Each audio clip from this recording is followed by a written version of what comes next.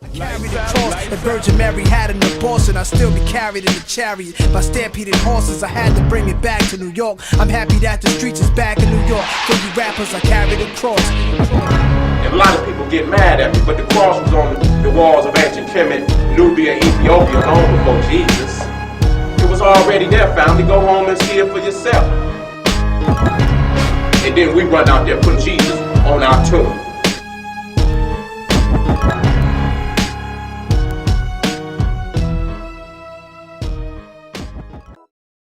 White supremacy. White people destroyed Egyptian monuments that looked too black. White people started separating Egypt from Africa as if it was two different places. White people started making Egyptians look white because they did not want the modern white world to know how advanced the African culture was. Do you know why they won't teach us the history of Egypt? After you have shackled and enslaved a people, branded, castrated, lynched, burned, and tortured them, you called them 3/5 of a man, subspecies, an ape, a monkey, and a general inferior creation. How can we then admit that they are our teachers and the ones who gave us civilization? How can we admit that we descended from Greece and from Rome, and that Greece and Rome stole everything they knew from Egypt? Did you know that white people used to worship black deities? Negroes were first worshipped in Greece and Rome. White masses bowed down to black deities. The rites of Apollo were founded by Delphos and his Negro mother Melinus, and the worship of Black Isis and Horus were popular in Rome and the Roman colonies as far north as Britain. And the first gods in antiquity were black. Zeus, Apollo, Osiris, Isis, Buddha, Horus, they just keep going. In the Bible, the ancient days God was described as having hair like the pure wool. The earliest deities were woolly-haired Negroes. Their peppercorn hair was a sign of divinity. Did you know that the Pope's private chapel has a black Jesus in it? Fly me to the moon and let me play among the stars.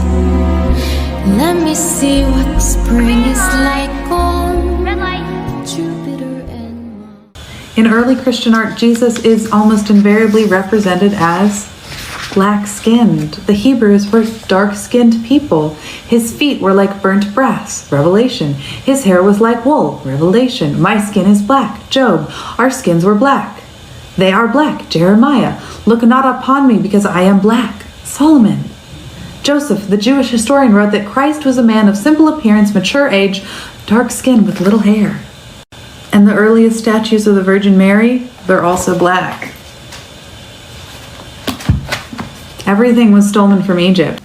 How can we then admit that they are our teachers and the ones who gave us civilization?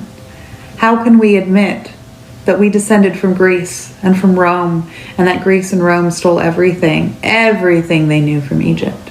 How to admit that? There's no room in a white supremacist psyche for black contributions to civilization or world progress. This reaches too far into the consciousness of the so-called objective white scholars of academia and their black-skinned counterparts. This is like asking a Nazi to accept the Jewish origins of Nazism and of Hitler, if that were the case. They couldn't accept it if it were true any more than the white supremacists can accept the African origins of civilization, the African origins of Christianity, the African origins of science, the African origins of everything.